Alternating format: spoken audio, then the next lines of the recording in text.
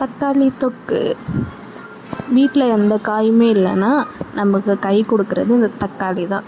ஒரு சட்டுன்னு எடுத்தோமா, கட் பண்ணோமா, தாளித்தோமா, அப்படியே எடுத்து சாப்பாடில் போட்டு சாப்பிட்லாம். சப்பாத்தி, இட்லி, தோசைக்கு எல்லாத்துக்கும் சாப்பிட்லாம்.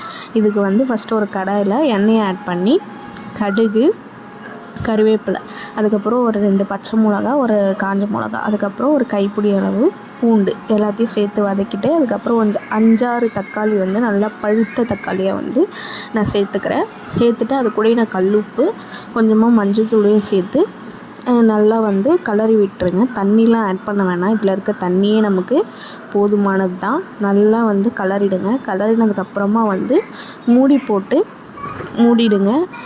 ஒரு 2 நிமிஷம் கழித்து ஓப்பன் பண்ணி பார்த்திங்கன்னா அந்த தக்காளிலாம் நல்லா வெந்திருக்கும்.